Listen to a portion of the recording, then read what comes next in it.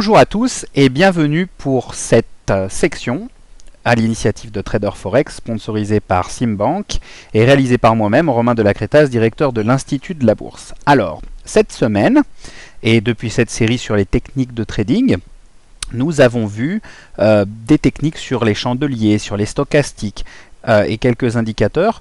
Aujourd'hui, nous allons approfondir le sujet avec effectivement différents types d'indicateurs. Et puis le prochain webinaire, vous aurez également quelque chose d'autre. Et puis après, on passera à un stade un peu plus complexe. Néanmoins, l'idée c'est que vous appreniez petit à petit à maîtriser un petit peu plus ces outils et de voir la façon dont, en tant que trader professionnel, nous, on va gérer les positions et on va gérer le risque au fur et à mesure de notre exposition, que ce soit en trading hebdomadaire, pour ceux qui font du trading journalier, ou ceux qui font 500 transactions par jour. C'est le même type de fonctionnement comme on l'avait vu au début. Donc, dans notre explication, on commence bien évidemment, comme d'habitude, par le petit avertissement. Bon, vous commencez à être habitué maintenant, puisqu'à force de le voir, on ne fait que le rabâcher, puis vous vous améliorez petit à petit. L'important, c'est quand même de voir, surtout pour ceux qui arrivent maintenant, sur les premiers webinaires, que le trading sur les devises, donc toutes les paires de devises, ça induit des risques qui peuvent être très importants et beaucoup plus grands que ce qu'on peut mettre en termes de capital parfois. Donc ce qui est important à voir, c'est que vous vous sentiez prêt à trader à travers vos connaissances. Ces webinaires sont là pour vous aider et vos ressources financières également. Ceci est fait à but éducatif et puis on remercie encore une fois Simbank de sponsoriser ce type d'événement. Alors, aujourd'hui, c'est une session qui va être encore dédiée sur les prix. Les prix, c'est simplement le cours qui va monter, qui va descendre. Et on va s'attacher à quelque chose que tout le monde adore, les bandes de Bollinger. Pourquoi les bandes de Bollinger? Parce qu'elles sont là pour cerner la volatilité du marché. C'est-à-dire, quand le marché bouge beaucoup et quand il bouge moins. Alors, il y a une vieille technique qui est séculaire, on va dire. Bon, même si John Bollinger n'est pas si vieux que ça. Mais c'est simplement, vous allez le comprendre, de pouvoir acheter dans certaines conditions et de vendre dans certaines conditions. Ce que j'ai fait, j'ai rajouté par-dessus ces bandes de Bollinger les mêmes indicateurs que ce qu'on avait regardé la dernière fois au webinaire précédent. Donc vous allez comprendre comment ça fonctionne. On va prendre position, on va sortir de la position et on va regarder tout ça sur un exemple graphique. Voilà le programme de ce webinaire. Alors, petite explication première sur les bandes de Bollinger. Vous pouvez voir ici que ce graphique, bien sûr, fait par IBCode. Vous pouvez aller sur le site de l'Institut de la Bourse et puis profiter comme nous de ce type de logiciel qui coûte pas grand-chose pour avoir en temps réel. Toutes sortes d'indicateurs, bien évidemment. C'est une solution très sympathique que nous on utilise. Alors, vous avez cette ligne ici qui est la bande supérieure de Bollinger. Vous avez cette ligne ici inférieure qui est, par définition, la bande inférieure de Bollinger et une moyenne mobile entre les deux. La bande de Bollinger, enfin les deux bandes de Bollinger, sont des enveloppes, c'est-à-dire qu'elles cernent, elles entourent le cours au fur et à mesure de son évolution.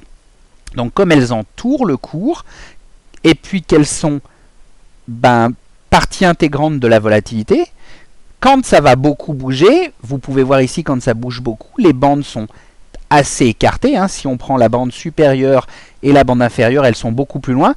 Qu'ici où le cours ne bouge que très peu, les bandes se resserrent. Ça nous permet de voir si les mouvements sont importants ou s'ils sont faibles. Vous allez me dire, on n'a pas besoin des bandes de Bollinger pour voir ça, ce qui est tout à fait vrai. L'important, c'est d'en tirer une technique de trading et c'est le but de ce webinaire. Alors, ce qu'on va s'attacher à regarder, c'est où seront les zones de vente sur la bande supérieure de Bollinger, où seront les zones d'achat sur la bande inférieure de Bollinger. C'est tout ce qu'il y a à savoir. On ne va pas aller plus loin que ça. Alors, par rapport à ce qu'on a fait, hop, regardez bien. Position short, comprend, puisque sur le graphique, on vient taper la bande de Bollinger supérieure. Ce qui veut dire qu'on va chercher une position de vente, soit position short. Donc la bande est touchée. Nous avons une ombre vendeuse. Souvenez-vous de ce que je vous ai dit. On a vu la dernière fois le séminaire sur les chandeliers japonais. Qu'est-ce qu'on a dit? Qu'on regardait quand il y avait une belle petite ombre. Ça voulait dire pour nous traders à la différence du particulier qui, lui, ne regardera que les corps, qu'effectivement, il y a une participation active des vendeurs ici, quelque peu active également pour les acheteurs. Néanmoins, comme on est dans une montée, pour nous, ça nous montre bien que des vendeurs sont proches ici de la bande de Bollinger, donc il vaudra mieux initier une position à la vente point barre. Donc on va rentrer à partir du moment où, vous vous souvenez du signal, on va passer en dessous de ce chandelier. On touche la bande de Bollinger, ça veut dire pan. Nous on attend un signal de vente. Et ensuite, pour prendre ce signal de vente, il faut que ce soit confirmé par un signal de prise de position. C'est ce qu'on fait, on attend que ça passe en dessous et hop, on part short. Voilà comment ça fonctionne.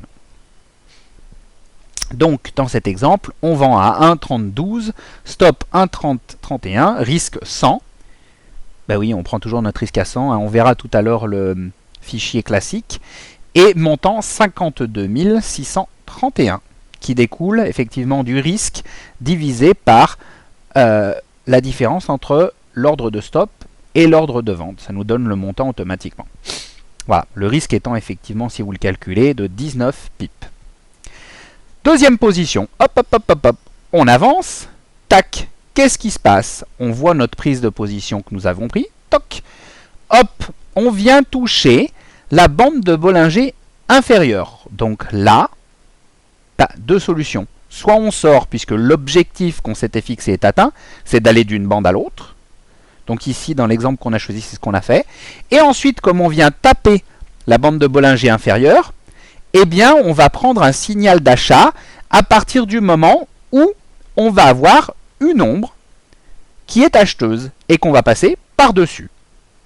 Exactement comme on l'avait vu la dernière fois. Donc, dans cet exemple-ci, on achète 1,2969, stop 1,2939, le risque étant de 100. 100 divisé par la différence entre le cours d'achat et mon stop, ça me donne 33 333 d'investis.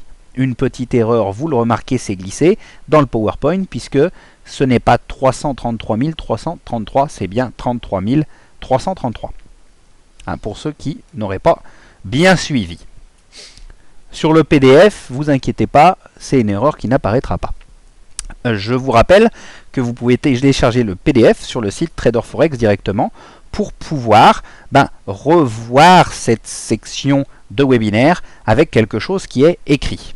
Alors, la position suivante, on voit bien la position prise antérieurement, paf, et on avait mis notre stop en dessous du plus bas, ce qu'on avait fait ici, on l'avait mis au-dessus du plus haut, donc on est stoppé, on ne peut pas gagner à tous les coups non plus, il ne faut peut-être pas rêver. Donc, ce qui se passe, vente à tel prix, achat à tel prix, hop, qu'est-ce qu'on fait? On est sorti, c'est fini pour la première position. Néanmoins, qu'est-ce qui se passe? On est bien toujours sur la bande de Bollinger inférieure. Donc, on attend bien un signal d'achat. Regardez ici, hop, hop, hop, nous avons bien nos ombres acheteuses.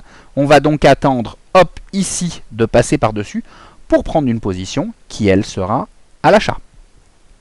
Voilà ce que ça donne sur toute une journée. C'est un peu fatigant, mais ça nous fait vendre ici, acheter là, vendre là, acheter ici, vendre là, acheter ici, vendre là, et racheter ici, puisqu'on est en fin de journée.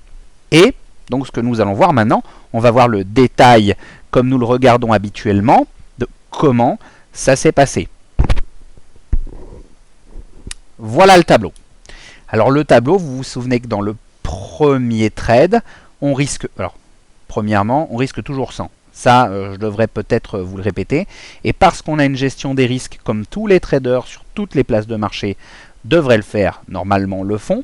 Mais vous, souvent, qui êtes trader en herbe ou investisseur particulier qui avez envie de progresser, ce qui est important, c'est de prendre le pli comme le font les meilleurs. L'occasion, elle est donnée. Regardez, mon risque, il est que de 100 tout le temps. Je ne veux pas perdre plus dans ces exemples-là. Donc, je n'ai jamais perdu plus de 100 $. Jamais.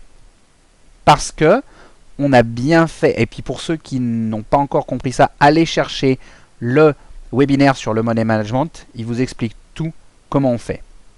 Donc, première position, c'était une vente. 52 000 de capital engagé, 168 $ de gain. Deuxième, moins 100, ben on a pris notre petite perte. Après, un petit achat où on gagne un petit peu. Si on fait le calcul sur toutes les positions jusqu'à la fin, vous voyez, des fois on gagne même pas grand-chose. On ne sait jamais combien on peut gagner. L'important, c'est de bien prendre les signaux comme il faut, d'attendre la confirmation. On sait qu'on a une zone de vente sur la bande supérieure de Bollinger. On sait qu'on a une zone d'achat sur la bande inférieure de Bollinger.